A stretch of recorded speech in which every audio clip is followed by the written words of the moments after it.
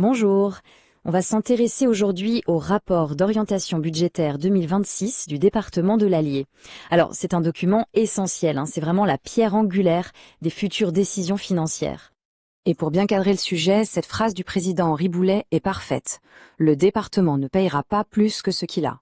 Ce n'est pas juste une formule, c'est la ligne directrice de toute notre analyse. Elle pose clairement le décor, on est dans un cadre de responsabilité budgétaire très strict, face à une situation économique, disons-le, de plus en plus compliquée. Alors voilà comment on va procéder pour y voir plus clair. D'abord, on va regarder le contexte national qui pèse lourdement. Ensuite, on se penchera sur le fameux effet de ciseaux budgétaire. Puis on verra la réponse qui a été apportée. Continuer à investir malgré tout. Après ça, on explorera l'avenir à travers 3 scénarios possibles et on terminera bien sûr avec les enjeux clés qui se posent pour la décision finale. Allez, on commence par le commencement, et c'est un point absolument crucial à comprendre. Le budget d'un département, il n'est pas isolé du reste du monde. Il subit de plein fouet les pressions de l'économie nationale. Et on va voir tout de suite en quoi c'est déterminant. Le tableau d'ensemble, donc, il n'est pas très réjouissant. On a une croissance nationale qui patine, des ménages qui épargnent beaucoup, donc qui consomment moins, et des entreprises qui investissent moins. Mais le point vraiment fondamental, le plus critique pour une collectivité comme la nôtre, c'est la perte des leviers fiscaux. En clair, qu'est-ce que ça veut dire? Ça veut dire que le département ne maîtrise plus ses principales recettes. Il est donc beaucoup plus dépendant des dotations de l'État et par conséquent beaucoup plus vulnérable à cette mauvaise conjoncture. Et cette dépendance, justement, elle nous amène tout droit au cœur du problème, au principal défi structurel qu'on doit affronter. C'est ce qu'on appelle l'effet de ciseaux budgétaire. L'idée est simple, c'est quand les dépenses obligatoires, celles qu'on ne peut pas éviter, augmentent beaucoup plus vite que les recettes, des recettes qui en plus nous échappent en partie.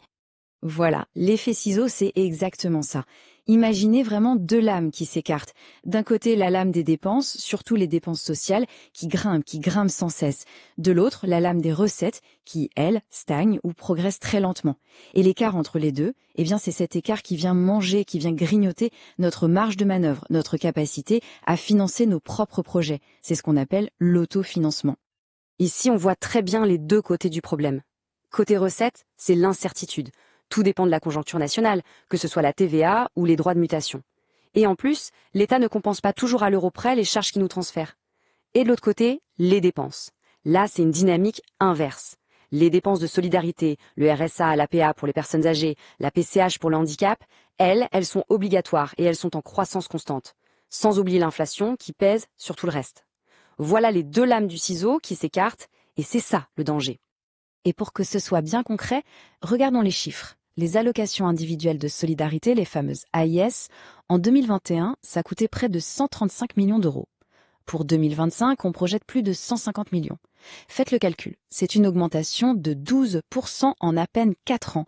C'est une dynamique très forte et sur laquelle on a très peu de prise. Et la conséquence directe de ça, on la voit ici. C'est ce qu'on appelle le reste à charge. C'est très simple, c'est la part de ces dépenses sociales que l'État ne compense pas et que le département doit donc financer sur ses fonds propres. Ce reste à charge, il a explosé, plus 14% depuis 2021. Là, on voit l'effet ciseau de manière spectaculaire en chiffres. Bon, face à cette situation, à cette pression financière, il y avait un choix à faire. Et la réponse a été claire, c'est un vrai choix stratégique, celui de ne pas sacrifier l'investissement. Pourquoi? Parce que l'investissement, c'est le moteur du territoire. C'est le soutien direct aux communes, aux projets locaux. Et là encore, les chiffres parlent d'eux-mêmes. Alors même que les marges se réduisaient, on voit que le niveau d'investissement moyen a non seulement été maintenu, mais il a même augmenté par rapport à la période précédente. On est passé d'une moyenne de 65 millions d'euros à plus de 81 millions ces dernières années. C'est un effort absolument considérable dans un tel contexte. Alors évidemment, ça amène une question logique. Si notre épargne, notre autofinancement est grignoté par l'effet ciseau, comment on finance un tel niveau d'investissement? D'où vient l'argent? La réponse, la voici. C'est la dette. Après une période où le département avait fait d'énormes efforts pour se désendetter, atteignant un point bas en 2023, la tendance s'est inversée.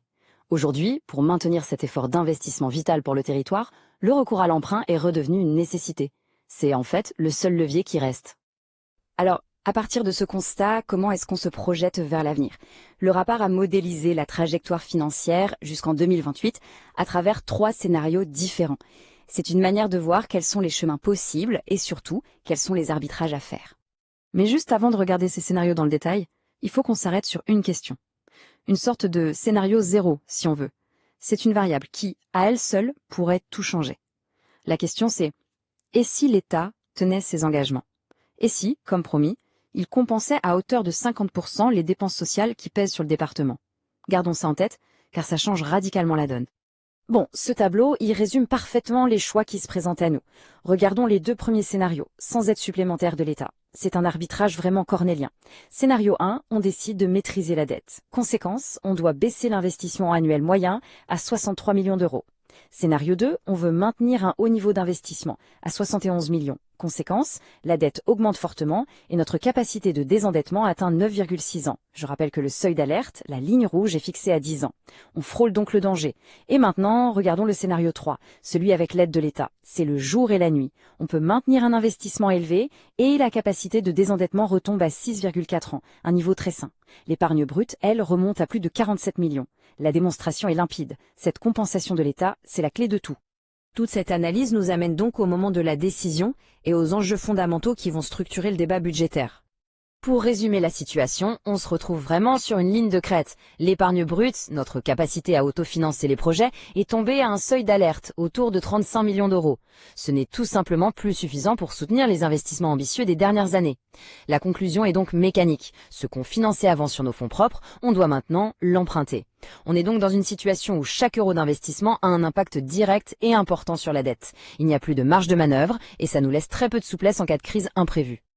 Et tout cela nous conduit à la question fondamentale, celle qui est au cœur du débat qui s'ouvre. Quel est le juste point d'équilibre entre, d'un côté, la nécessité de maintenir un investissement ambitieux, qui est vital pour l'avenir de notre territoire, et de l'autre, l'obligation d'une gestion prudente de la dette, pour garantir la stabilité et la solidité de l'institution départementale. Trouver ce point d'équilibre, voilà tout l'enjeu des décisions à prendre pour le budget 2026.